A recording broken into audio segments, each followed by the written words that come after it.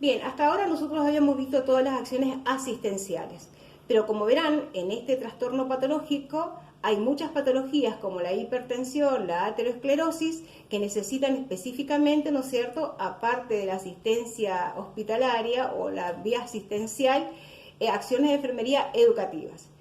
Para mantener una estructura y no perdernos, nosotros vamos a dividir estas acciones educativas en control, ¿sí? Vamos a tener como pilares y acciones de enfermería específicos en control, en tratamiento, la parte higiénico-dietaria, ¿sí? Que aquí serían todos los hábitos buenos y los hábitos nocivos, o sea, los hábitos buenos los que tenemos que fomentar y los hábitos nocivos aquellos que tenemos que tratar de eliminar. Y también acá hay de gran importancia el ejercicio, ¿sí? Por ejemplo, si nosotros tendríamos que hacer acciones educativas con un paciente con hipertensión arterial, ¿sí? Lo primero que vamos a realizar, ¿sí?, con respecto al control, es educar al paciente cómo él, de alguna manera, ¿no es cierto?, tiene que tener un buen control de su tratamiento. El primer fomento, vamos a fomentar a este paciente, ¿sí?, al control médico, ¿sí? Recuerde que es un trastorno crónico, por ende debe tener un control médico continuo. ¿Por qué? Porque quizás la medicación que indique el médico en este momento es efectivo para este control. Y si este paciente cumple con el tratamiento, la parte higiénico-dietaria y el ejercicio, seguramente va a tener una respuesta y el médico va a tener que adaptar la medicación, aumentar o disminuir según la evolución del paciente. Por eso fomentar, ¿no es cierto?, el control médico es muy importante. Desgraciadamente, la gente, una vez que ya tiene, por ejemplo, la indicación médica, repite esa indicación sin un control médico continuo. Entonces, el primer control va a ser el fomentar al paciente un control médico. Lo otro que vamos a educar al paciente es realizarle nosotros una cartilla de monitoreo, ¿sí?, donde vamos a poner la fecha, ¿sí?, la hora, la tensión arterial y le vamos a aumentar acá también, ¿no es cierto?, que el paciente se pese, el peso. Entonces, le hacemos esta cartilla al paciente, un cuadernito, para que él se haga un monitoreo continuo, donde él tendrá que anotar todos los días, si ya es un paciente hipertenso, o por lo menos 3 veces por semana, que ya tiene que estar designado, por ejemplo, lunes, miércoles y sábado, ¿sí? Entonces, con las fechas estipuladas, a la hora que se lo realiza, ¿sí?, y ahí va a tomar, de alguna manera, anotar su parámetro vital que le han tomado y el peso que se tomó. Acá es importante recomendar al paciente que este control debe hacerse siempre a primera hora de la mañana, ¿sí? ¿Por qué? Y porque todo paciente que es hipertenso quizás ya tenga trastornos cardiovasculares y en el día muchas veces hace retención de líquidos, que cuando el paciente duerme y se coloca en una posición de cúbito dorsal, la circulación es mejor y no tiene tanto esfuerzo para realizarla, por ende aumenta la cantidad de diuresis. Entonces en la mañana el paciente tiene un volumen vascular idóneo como para de alguna manera tener un control exacto. Preferentemente siempre se le educa que sea de mañana y a la misma hora. De esta forma, el paciente, tanto el médico cuando vaya a control, se va a poder fijar claramente, ¿no es cierto?, si ha ido aumentando de peso, va a observar si tiene edemas, si la tensión arterial, por ejemplo, se ha mantenido o ha aumentado o ha subido o qué ha pasado, ¿sí?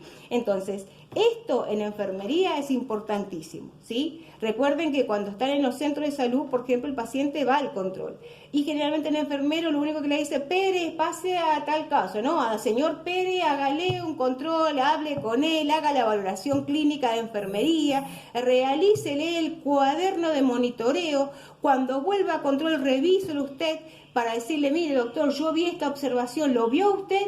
¿No? De alguna manera para colaborar con ese paciente que no sabe que esto es muy importante para que el médico indique el mismo tratamiento o modifique el tratamiento, ¿sí? En cuanto al tratamiento, primero que todo nosotros debemos conocer los efectos colaterales. Ustedes ya vieron que en ventajas y desventajas de las vías de administración, el conocer, digamos, el fármaco, cómo actúa y qué efectos colaterales tiene era muy importante. Generalmente, ustedes como han visto, los IECA son de alguna manera los fundamentales en lo que son hipertensión. Entonces yo debo reconocer todos los signos, digamos, y síntomas iatrogénicos que puede presentar este tipo de medicación y para qué es el tipo de medicación. Recuerden que ustedes tienen antihipertensivos, beta bloqueantes, diuréticos, y eso de alguna manera en el paciente se va a manifestar y el paciente se puede asustar si él no sabe esos efectos colaterales. Entonces, en cuanto al tratamiento, yo debo educar al paciente, ¿sí? Debo explicarle si puede llegar a tener algún efecto iatrogénico. Es muy común, les voy a dar un ejemplo, por ejemplo, que el enalapril cause tos.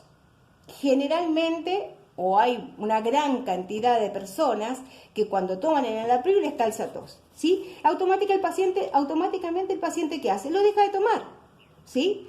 Y ustedes tienen que enseñarle qué puede ser un efecto colateral y que si apareciera tiene que recurrir al médico para que el médico le cambie la medicación, no que lo deje de tomar, ¿sí? Por eso es importante determinar esto. Si tiene diurético, de alguna manera también, ¿no? El paciente tiene que saber su peso diario, ¿sí? Que no puede aumentar más de 1 litro, de 1 kilo en un día. Entonces quiere decir que está haciendo retención. Por eso es importante reconocer estos fármacos. ¿Y cómo vamos a educar con respecto a esto a nuestro paciente? Otra cosa importantísima es fomentar que no deje de tomar la medicación y crearle un horario de rutina de acuerdo a sus actividades normales de su vida diaria. Yo no puedo decirle a un paciente que tiene que tomar, por ejemplo, vamos con el enalapril a las 8 y a las 20, siendo que ese paciente se levanta a las 10 de la mañana, ¿sí? Entonces sería conveniente ponerlo a las 10 de la mañana y a las 22, ¿no?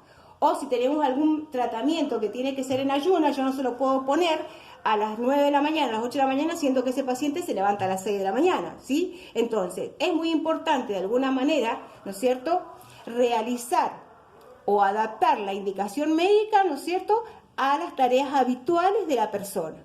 Recuerden que los médicos utilizan horarios estándar. Para ellos, si es cada 6 horas, es 6, 12, 18 y 24. No tienen en cuenta los hábitos. Eso es cuestión de enfermería. Y si es cada 8, 8, 16 y 24. Y si es cada 12, 8 y 20. Esa es la rutina normal del médico. Pero nosotros como enfermeros tenemos que conocer las actividades normales de la vida diaria para poder recomendar que este paciente cumpla, ¿no es cierto?, con la indicación prevista. En la parte de higiénico-dietaria, ¿sí? Ustedes ya vieron en nutrición todo lo que es la dieta para el hiposódico. A mí no me pongan dieta hiposódica nada más porque con eso a mí no me convencen. Yo no quiero, ustedes saben perfectamente que yo no acepto enunciados. Usted me pone una dietética hiposódica y usted me dice cuáles sí, cuáles no, ¿sí? Entonces, acá ya hemos dicho que todo era la parte higiénico-dietaria. Usted me va a poner todos los hábitos buenos y los hábitos nocivos, ¿sí? ¿Qué va a fomentar de los hábitos buenos? Esto. Si vamos a hablar de la dieta, ¿qué dieta? ¿Sí? Y acá algo muy importante también, ¿no? Que nosotros como enfermeros recomendamos. Por ahí la nutricionista, sin de alguna manera criticar a la parte nutricional, por ahí tiene fórmulas magistrales. Usted tiene que comer esto, en la mañana, en la tarde, esto. Y no sabe si está de acuerdo a la costumbre del paciente o a la calidad económica del bolsillo que tenga el paciente. Entonces, primero que todo tenemos que preguntar, a ver, ¿cómo es su hábito de comida normal? Y de acuerdo a eso tratar de fomentar y cambiar los hábitos, ¿sí? Eso es principal en lo que es enfermería si queremos realmente hacer una parte educativa. Porque si no, estamos dando información. Si yo agarro y le digo, usted tiene que comer con poca sal. Bueno, pero yo como con poca sal, pero resulta ser que me encanta el fiambre. Y el fiambre es un embutido con alto graso contenido y con alta cantidad de sal, ¿sí? Entonces, usted tiene que especificarme qué dieta le va a fomentar a ese paciente. ¿Qué sí y qué no? ¿Qué tipo de aceites puede utilizar? ¿Qué tipos de grasa debe consumir? ¿Qué tipo sí y qué tipo no? En cuanto, ¿no es cierto?, a lo que es también todo lo que tenga que ver con los hábitos buenos, los fomentamos, pero la dieta le digo específicamente porque la mayoría me pone, ¿no es cierto?, dieta hiposódica y no me especifica qué voy a hacer, no enunciado, acciones específicas quiero ahí, ¿sí? Después, en los hábitos nocivos, si el paciente, por ejemplo, cuando le hicimos la valoración, que decimos que la enfermera tiene que valorar, y acá vamos a ver los antecedentes del paciente, si es fumador, si toma alcohol, si come mucha grasa. Bueno, de acuerdo a eso vamos a tratar de disminuir todos los hábitos nocivos mediante educación, no información. Recuerde que la información la puede recibir de cualquier lado. La educación es aquella que fomentamos diariamente, continuamente, y el paciente, ¿no es cierto?, de alguna manera se apropia de eso y la lleva a cabo. Si no, no es educación, ¿sí? Porque ahora con los medios tecnológicos cualquier paciente puede ir a una computadora y de alguna manera obtener información. Lo que nosotros hablamos de acciones educativas es el fomento continuo, la valoración y que el paciente lo lleve a cabo. Si el paciente lo lleva a cabo y este control que tenemos acá de este monitoreo mejora, vemos que el peso está estable, que la tensión arterial se mantiene estable, que la medicación ha tomado el paciente en forma continua, no ha habido ningún corte, entonces podemos determinar que estamos haciendo acciones educativas específicas. Acá hay algo muy importante que por ahí muchas veces no se le da el fundamento de enfermería o el fundamento médico, por qué el paciente debe caminar. Ustedes sabrán que la mayoría de los pacientes y los médicos indican que los enfermos con hipertensión tienen que caminar por lo menos, ¿no es cierto?, 1 hora diaria o 3 veces por semana, ¿sí? De acuerdo, ¿no es cierto?, a la capacidad física que tiene el paciente. Pero si usted le explica a este paciente que el beneficio del ejercicio, ¿sí?, de esa caminata que realiza es que disminuye el colesterol malo y aumenta el colesterol bueno, quizás el paciente lo haga más consciente, ¿sí? Que mejora la circulación, ¿sí?, tanto venosa como arterial, el paciente va a ser más responsable en hacerlo, porque no va a ser una caminata por ir a caminar y despejarse, es porque está trabajando con ese trastorno que tiene, ¿sí? Si usted no le explica al paciente que mejora la arteriosclerosis, o sea que de alguna manera fomenta la elasticidad arterial, que la tensión arterial, el bombeo del corazón va a tener que trabajar menos para la parte circulatoria, por ende, quizás tenga que tomar menos medicación, ¿no es cierto?, el paciente no lo va a cumplir. Cuando decimos ejercicio, ¿sí?, usted me tiene que poner los beneficios que de alguna manera, ¿no es cierto?, le da este tipo de tratamiento al paciente. Sabemos que la hipertensión, ¿sí?, tiene diferentes tratamientos, como los no farmacológicos, que es la dieta, lo autohigiénico dietario y el ejercicio, que se dice que en un paciente grado 1 puede llegar a incluso a dejar de tomar medicación si cumple estas 2 pautas. Fíjense lo importante que es, ¿sí?